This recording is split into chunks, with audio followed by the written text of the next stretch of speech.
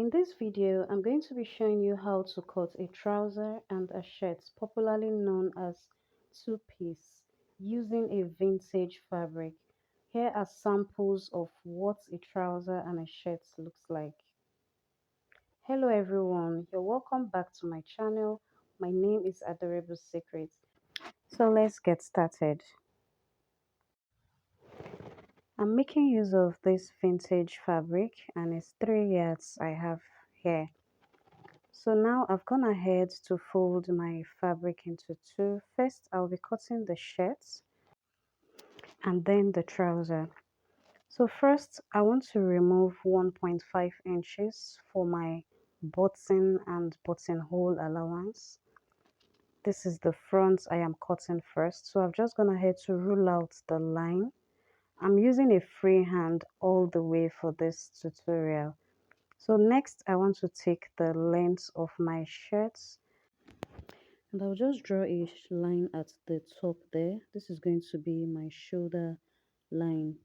And then the next thing, I'm dividing my shoulder by 2, which is 9 inches. I added half an inch for seam allowance.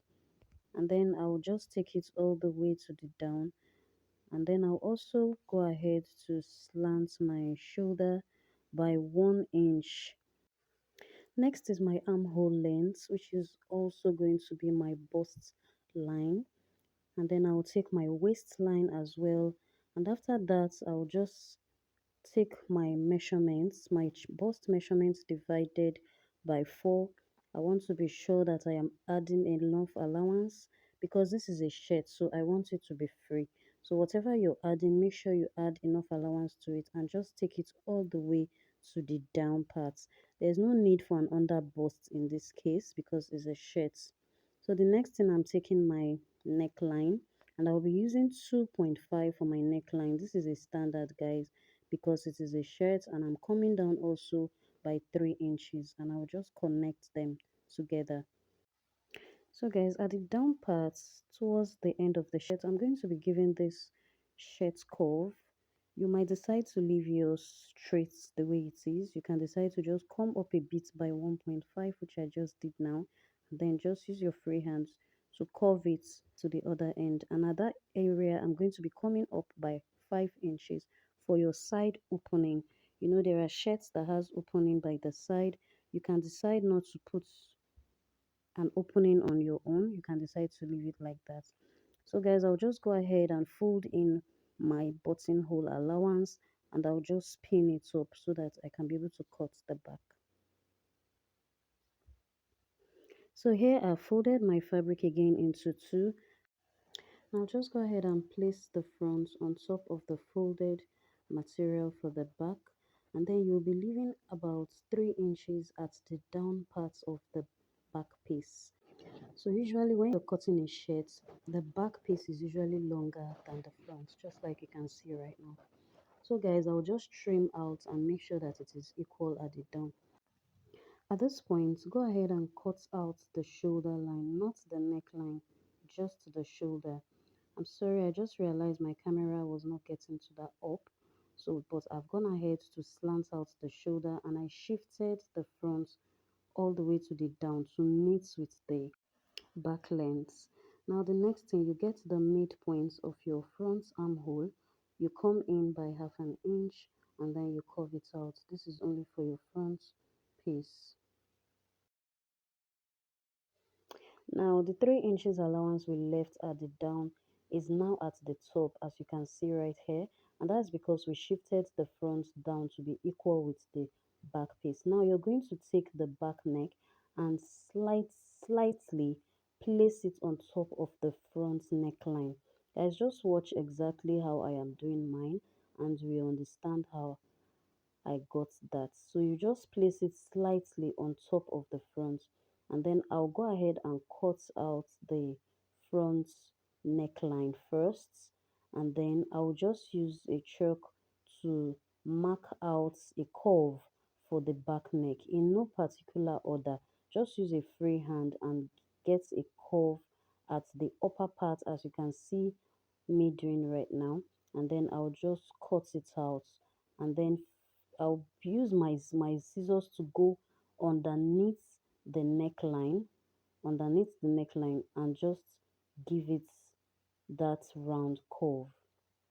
And then when I return it back to position, I will just go ahead and eliminate this sharp edge. As you can see, it is sharp and it's not round. So just use your hands to make it a round neckline. Okay, this is it. So guys, we have our front and our back ready, and this is the button allowance that we left. So go ahead and open it up because you're going to be fixing your buttons right there. And I'll just notch it. Now you fold your fabric again into two. You measure your sleeve. I'm cutting the sleeve right now. You take your sleeve length and then mark it after adding your allowance. And the next thing, you take the sleeve ring, that's the round sleeve, and measure it. Then you come down by about 5 inch. You can use 4 inches. That's going to give you a guide so that you can be able to trace the sleeve slope or the armhole slope. So guys, this is the second one. I've just gone ahead to cut it out, and then our sleeve is ready. So I'll notch the tip, which is also the shoulder, and I'll also notch the allowance for folding. Next thing is to draft out the collar. I'll be using a pattern paper for this. And guys, you need to know the actual length of your neck before you go ahead and cut your collar. So mine is 18 inches because I already sewn the shirt, and then I measured the neck all around. It was 18 inches. Divide it by 2, and whatever you have, you're going to place it right on your folded paper. And then the height of the collar stand is, I'm using 1.5 inch. This is a collar stand. My collar is going to have a stand before the main collar, and I'll just draw a straight line, connect them together. So here to here it's 8 inches, and here to here is 1.5, which is the height of the collar. So guys, in no particular order, you just want to go in a little bit. This way you just want to give a curve, just a slight curve at this point. It's just to give it a design. It is not necessary, it is not compulsory, so you can decide to leave yours the way it is. Now you come in by 1 inch again, or 1.75. Mark it right there, and then you come up by 2.5 inches. This is for the main collar. Now this is the main collar. You know your collar has two pieces, like 2 piece, the collar, the main collar, and the collar stand. So that is what I am drafting now. So I will just go ahead and measure what I have at the stand. I have 1.5, and that's what I will measure at the middle point of the main collar, just because I want to give it a curve. Now on this side of your collar, you're going to come out by half an inch and just mark it there. Now is either use a straight ruler to connect it to the collar stand, or you make use of a curved ruler. I decided to use a curved ruler because that is the pattern I want. So go ahead and connect all the way to the down. You can make it straight and you can also make it this curved. It's your choice, guys. So now go ahead and cut it out the way it is. So this is how your collar is going to look like, and this is how it will be sitting on the shirts, just like this. So this is 1 piece each. Remember, we're going to be cutting it double. So I've gone ahead to cut out on the material, and I left half an inch all around it. So I don't want this video to be too lengthy, so I'll be keeping this aside. We'll be doing the sewing in another video. So the next thing, guys, let's go ahead and cut our pants trouser. These are the measurements that you need for this. It's very simple and straightforward. Take the length of your trouser and you'll be adding allowance to it. Now this is what I'm using. 42 is my trouser length and I'm making it 44. So that is what I am using for the whole of my length. Now I'm going to be subtracting 2 inches from the waistline because I want to be adding a band to it. From that waistline down to the crotch, you're going to be measuring your crotch line, and for the crotch line you need your waist measurements divided by 4. Add 1 inch to it and then you get your crotch. The next measurement is your knee length measurement. Whatever your knee length measurement is, just place it right there. Now guys, let's assume you forgot to measure the length of your clients. Now, this is how you're going to get it from the measurements. You measure from your crotch line to the end of your to length of your trouser. Divide it by 2 like you see me do right now. Whatever you have, you're going to come up by 2 inches, okay, by 2 inches, and automatically you will use that as your knee length. Now, guys, we'll go again. This is my waistline. I subtracted 2 inches from the top for my band. The next line is my crotch line, which is can also serve as my hip line. The next line is the knee length, and then the next is the full length of the trouser, and of course allowance for folding. Now these are all vertical measurements. Now we want to impute the circumference measurements. Now first of all, I'm going to be removing half inch from this hip side of the trouser. I'll be removing half an inch just like you see me do here. Divide your waist measurements by 4. Add seam allowance. Guys, you don't need too much allowance for your front piece. And then just connect it all the way to meet with your crotch line. On the crotch line, divide your lap measurements by 2 plus seam allowance, and then you mark it. Now from the waistline all the way to the crotch line, you're going to make a curve using either your curved ruler or you can make use of your free hand. Just create a curve on that line. Now the next line is the knee. You're going to divide your knee measurements by 2 and then plus seam allowance. And also at the down part, you're going to divide it also by 2, and then you connect from your crotch points all the way to your knee and then to the length of your trouser. Now guys, the next thing I'll be showing you is how to draft a cut together zipper flap. From your waistline, you're going to come out by 2.2 inches or 1.5, depending on how many inches you want to use for your zip. And then you come down by either 5 inches or 6 inches, depending on the length of your zip. Now you will just make a straight line and then curve it right into the crotch area.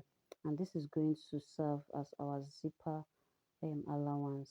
As you can see, we are not cutting it out, so it's going to be folded inside. I'll just go ahead and notch this allowance. This is to show that it is where my zip will start from. Now go ahead and cut the other side of the trouser. No particular order, just make it a bit slanted. Now this is the down part of the trouser. I'll just fold it in and then notch my folding allowance. Now this is the back piece. I've gone ahead to place my front on top of the back. On the upper waistline, I'm going to be leaving about 1 inch at the upper waistline, okay, right here, and then I'll join it. It's going to be slanted, it's not a straight line. I'll be joining it to meet with the same measurements as the front on the hip side, and then along the flap, I'm going to be coming out by 1.5, and then I'll connect it all the way to the crotch point. Now on this crotch point, guys, I'll be coming down by half an inch. On that point of my half an inch, I'll be coming out by 3 inches. This 3 inches is going to be my allowance for my crotch point, and then I'll connect it to meet with the waistline. From my crotch points all the way to the length of the trouser, I'll be leaving about 2 inches. You can be reducing it as you keep going down. Now, the whole idea of making a trouser is that all your allowances goes to the back. The back has more of the allowances than the front. And then on the other side, you just cut it the same measurements as the front. Now this is what we have. This is my allowances all the way from top to down. Now the next thing I want to confirm if my crotches are meeting, if they are aligning. So just do what I am doing right now. Just take the back and flip it on top of the front and make sure that your crotch points are aligning equally. Now this is taking off my pocket measurements, 2 inches from your waistline, and then you come down by 7 inches, and I'll just notch it. This is going to be our pockets. measurements, and this is how it will look like. And here is our zipper allowance as well. So I have two piece for my front, and I also have two piece for my back. Now the next thing I'm cutting right now is my trouser band, and I'm going to be using my waist length measurement for it. Whatever the length of your waist is, you take it there, and then whatever you subtracted. I initially subtracted 2 inches for my waistband, so I'm adding same allowance of half inch to it. So whatever you subtracted from your waistline while cutting your trouser, make sure you replace it back on your band. And this is me cutting the pocket. My fabric is on fold, and I'm taking about 10 inches deep and then about 8 inches wide. So you just go ahead and cut out in form of a square, just like this. So guys, I'm going to be ending this video right here. In our next video, I'm going to be showing you how to join the collar to the shirts, and also how to fix a pocket and a zipper to the trouser. So thank you so much guys for watching this tutorial. I'll see you all in my next video. Bye.